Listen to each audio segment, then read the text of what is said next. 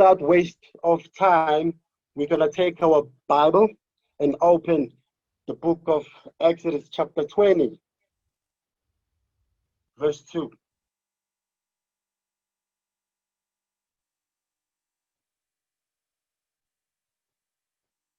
Sorry, Exodus chapter 20, verse number 1. Yes. And God spake all these words, saying, I am the Lord thy God, which brought thee out of the land of Egypt, out of the house of bondage. Then we're going to skip and go to verse number 5. Thou shalt not bow down thyself to them, nor serve them. For I, the Lord thy God, I'm a jealous God. I'm just going to end it there.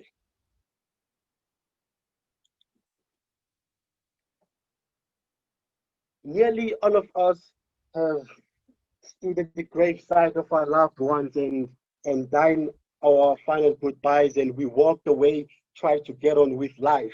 But the silence and emptiness left behind continue to haunt us. Now, we would give almost anything to hear the voice of our loved ones, you know, to talk to them, to reassure them of our love once more. Now, the question is, does the spirit survive the body and continue on? If so, can we communicate with the dead? Well, we go back to Exodus chapter 20, verse 1. And God, not Abraham, not Moses, but God spoke all these words, saying, we go again to verse 5.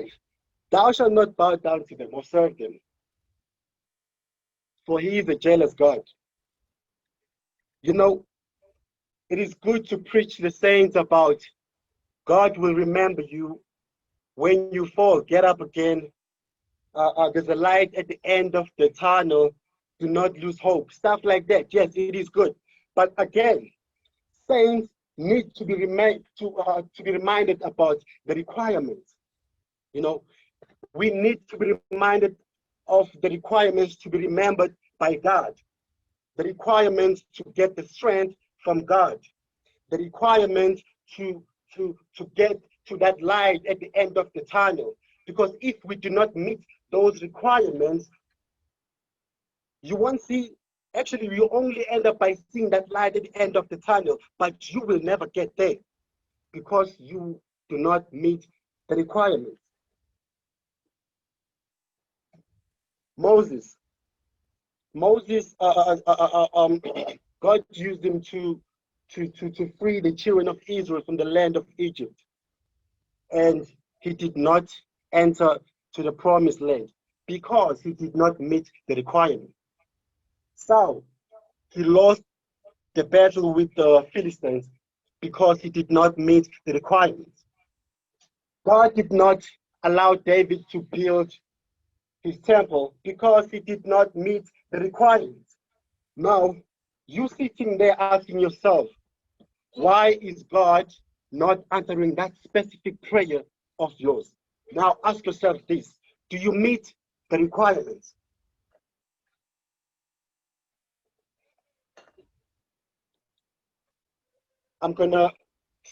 Today I'm just gonna emphasize on just one requirement, right? So let's look at this word, the requirement, the definition of the word requirement. A thing that is compulsory. Now, compulsory means required by law. All right. Now, does the spirit survive the body and continue on? If so, can we communicate with the dead? Now, according to the scriptures, any voice that breaks dead silence does not come from God. The dead cannot return and communicate with the living. The book of Job, chapter 7, verse number 9 says, as a cloud is consumed and vanisheth away, so he that goeth down to the grave shall come up no more. He shall not return no more to his house, neither shall his place know him anymore. You go again to the book of, same book, chapter 14, verse number 12, sorry. So a man lieth down and riseth not till the heavens be no more. They shall not awake, nor be raised out of their sleep. Now, you look at Saul, son of Kish, the first king of Israel. God turned his back on him. But, oh man, he went too deep. Because the Philistines raged war against him, and he had no plans. He tried to speak to the Lord, but God did not respond. So he went to this witch, witch of Endor, and asked her to bring the spirit, a Samuel spirit, from the dead. And that was his worst mistake. You know, we sometimes feel so lonely that we think God is not there, for us. We think that the dead, which were here with us, living in this world with us, now that they are away, they have become our guardian angel.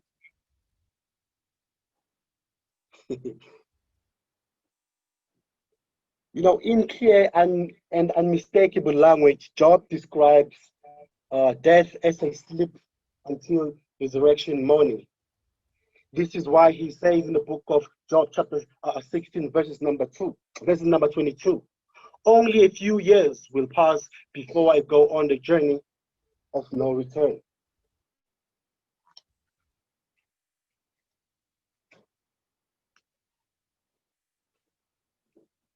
In whatever thing that you do in life, there's a requirement. You need a girlfriend, you put requirements. The girl should be like this, and that. You need a boyfriend, there are requirements. The boyfriend should be like this, and that. You go to school, there are requirements for you to get to another grade. You want to go, you in grade 7, going to grade 8, going to grade 8, you should pass.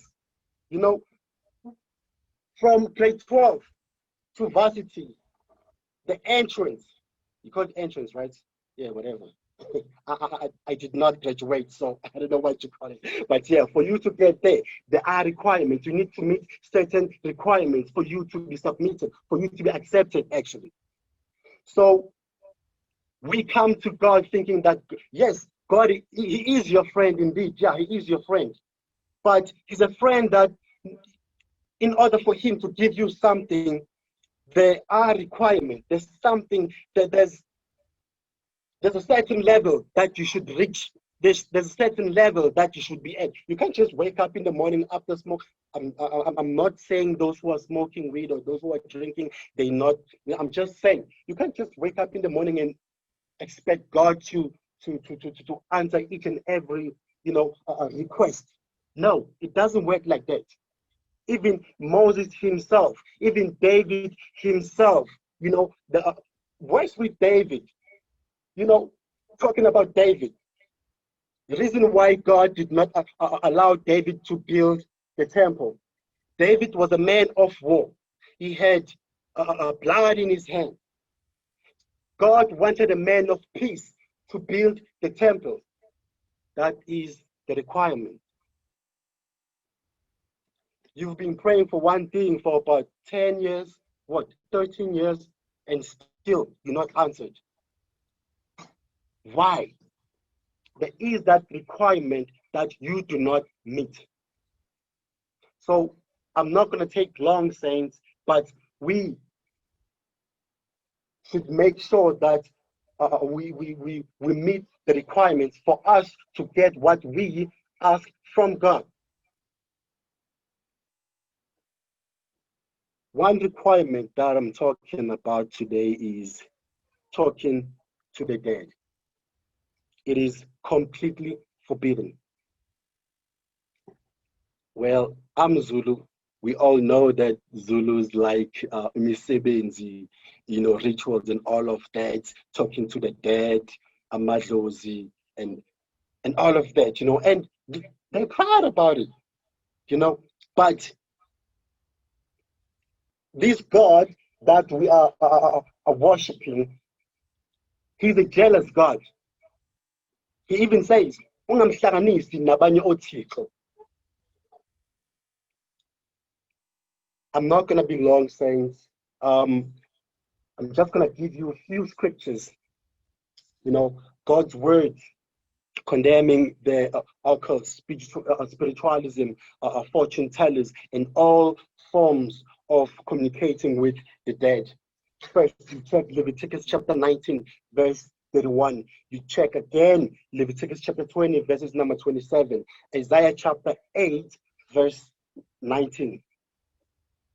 It is all there. There are requirements in everything you do in life. I'm going to talk about Deborah and Barak. Deborah told Barak to go attack. Then Barak was like, if you're not coming with me, I am not going. But if you are coming with me, I will go. What does that tell you? Barak did not trust in God. Therefore, the victory was not his. The victory was given to the woman because he did not have that requirement for the victory. I go deep again, the same woman which was given victory. When she was able to get that command to sleep, she didn't think, hey, what if I try to do this and this man wake up and he kills me? No, she used what she had. She was skilled with putting up tents. And what she had there in her tent was the nail and hammer. So she used the hammer to kill him.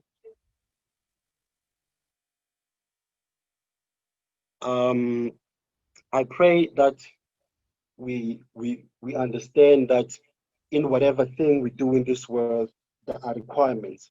You pray to God, you need something from God, you need to meet the requirement. Myself included, we need to meet those requirements.